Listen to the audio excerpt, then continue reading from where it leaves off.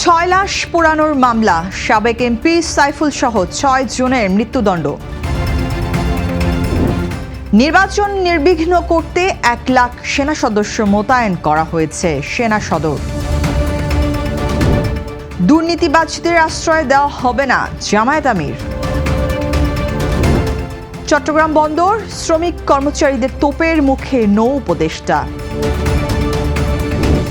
অ্যাপস্টেইনের সঙ্গে কাটানো প্রতিটি মিনিটের জন্য ক্ষমা চাইলেন বিল গেটস।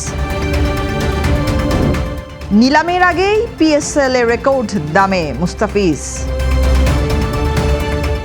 শুভ সন্ধ্যা, স্বাগত জানাচ্ছি বাংলাদেশ প্রতিদিন সংবাদে। এতক্ষণ শুনছিলেন সংবাদ শিরোনাম, এবারে বিস্তারিত। সঙ্গে আছি আমি অনন্যন্তী।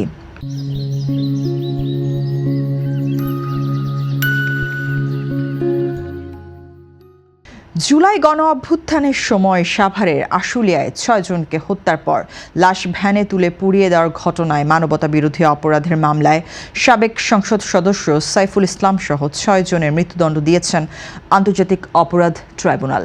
বৃহস্পতিবার দুপুরে বিচারপতি নজরুল ইসলাম চৌধুরীর নেতৃত্বাধীন 3 সদস্যের ট্রাইব্যুনাল 2 এ রায় ঘোষণা করা হয়। এ মামলায় আরও 7 জনকে যাবজ্জীবন কারাদণ্ড এবং 2 জনকে 7 বছর করে কারাদণ্ড দেওয়া হয়েছে।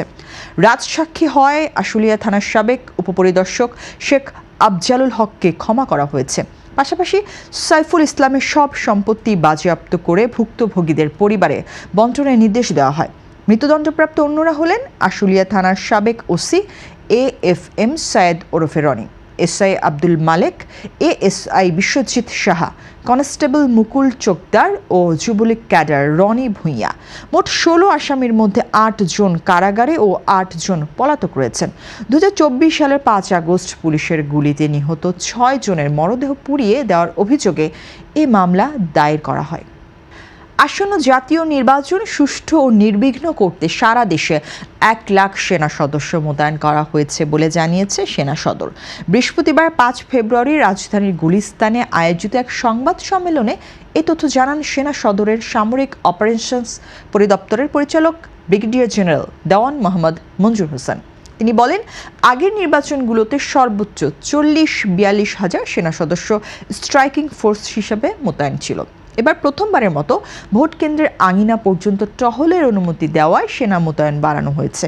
ভোটারদের নিরাপদ যাতায়াত ও আস্থা ফিরিয়ে আনতে এই সিদ্ধান্ত নেওয়া হয়েছে, যা 20 জানুয়ারি থেকে কার্যকর। তিনি জানান, বর্তমানে সেনাবাহিনী 62 জেলায় 544টি অস্থায়ী ক্যাম্প স্থাপন করে টহল ও যৌথ অভিযান চালাচ্ছে। এ সময় বিপুল সংখ্যক অস্ত্র উদ্ধার ও আইনশৃঙ্খলা পরিস্থিতির উন্নতি হয়েছে বলেও দাবি করেন তিনি।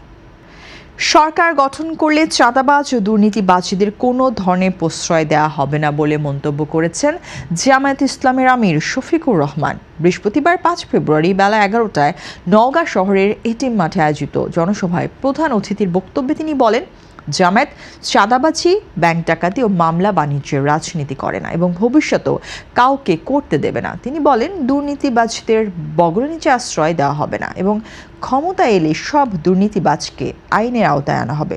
সংখ্যালঘুদের নিরাপত্তা ও অধিকার নিশ্চিত করার অঙ্গীকার করে তিনি বলেন, এদেশ সব ধর্মের মানুষের, কাউকে ভয়ের মধ্যে থাকতে হবে না। নারীদের নিরাপত্তা ও মর্যাদা নিশ্চিত করার প্রতিশ্রুতি দিয়ে জামায়াত আমির বলেন, ঘরে ও কর্মস্থলে নারীদের বিরুদ্ধে কোনো সহিংসতা বরদাস্ত করা হবে না। তিনি আরও বলেন, বংশ নয়, যোগ্যতাই নেতৃত্বের মাপকাঠি হবে। নওগাঁকে কৃষির রাজধানী উল্লেখ করে তিনি কৃষি পণ্যের ন্যায্য মূল্য, সংরক্ষণাগার, ফল প্রক্রিয়াজাতকরণ শিল্প ও 4 লেন সড়ক নির্মাণের আশ্বাস দেন। চট্টগ্রাম বন্দরে অনির্দিষ্টকালের কর্মবিরতি ও অচলাবস্থা নিরসনে জরুরি বৈঠকে যোগ দিতে এসে শ্রমিক কর্মচারীদের বিক্ষোভের মুখে পড়েছেন নৌ পরিবহন উপদেষ্টা অবসরপ্রাপ্ত ব্রিগেডিয়ার জেনারেল সাখাওয়াত হোসেন। বৃহস্পতিবার 5 ফেব্রুয়ারি বেলা 11:15টার দিকে বন্দর ভবনের কাছে কাস্টমস মোড়ে পৌঁছালে আন্দোলনরত শ্রমিক কর্মচারীরা তার গাড়িবহর আটকে স্লোগান দেন। সকাল 10:15টায় ঢাকা থেকে শাহ আমানত আন্তর্জাতিক বিমানবন্দরে পৌঁছায় বন্দর ভবনের দিকে রওনা হন উপদেষ্টা।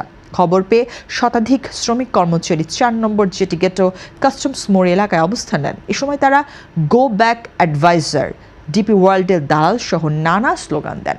প্রায় 15 মিনিট পর পুলিশের নিরাপত্তা বেষ্টনীতে গাড়িবহর বন্দর ভবনে প্রবেশ করে। ভবনের ভেতরেও স্লোগান চলতে থাকে। পরে উপদেষ্টা দ্রুত লিফটে উঠে বৈঠকে যোগ দেন। এদিকে জিপি ওয়ার্ল্ডকে এনসিটি ইজারা দেওয়ার বিরোধিতা চলমান কর্মবিরতিতে বৃহস্পতিবারও বন্দরের সব অপারেশনাল কার্যক্রম বন্ধ রয়েছে। এবার আন্তর্জাতিক। যৌন অপরাধী জেফ্রি অ্যাপস্টেইনের সঙ্গে কাটানো প্রতিটি মুহূর্তের জন্য প্রকাশ্যে ক্ষমা চেয়েছেন মাইক্রোসফটের সহ প্রতিষ্ঠাতা ও ধনকুবের বিল গেটস।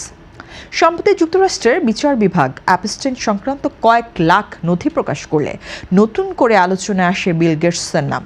প্রকাশিত নথির মধ্যে থাকা একটি ড্রাফট ইমেইলে অ্যাপস্টেইন দাবি করেন বিল গেটস বিবাহ বহির্ভূত সম্পর্কে জড়িয়েছিলেন এবং এক রুশ নারীর সঙ্গে শারীরিক সম্পর্কের কারণে অসুস্থ হয়ে পড়েন।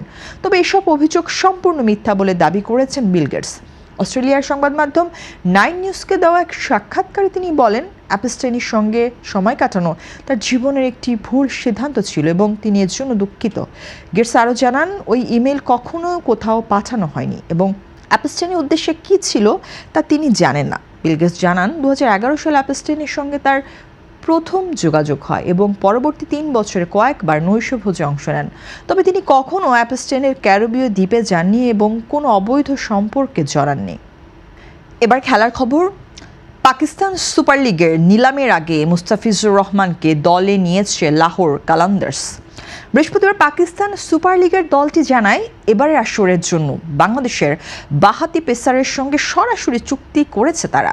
টিম লাহোর জানিয়েছে, ফিজের সঙ্গে 6 কোটি 44 লাখ পাকিস্তানি রুপির চুক্তি করা হয়েছে, যা বর্তমানে বিনিময় হার অনুযায়ী বাংলাদেশি অর্থে 2 কোটি 81 লাখ টাকারও বেশি। ইন্ডিয়ান প্রিমিয়ার লিগের আসন্ন আসরে কলকাতা নাইট রাইডার্সের হয়ে খেলার কথা ছিল মুস্তাফিজুর রহমানের।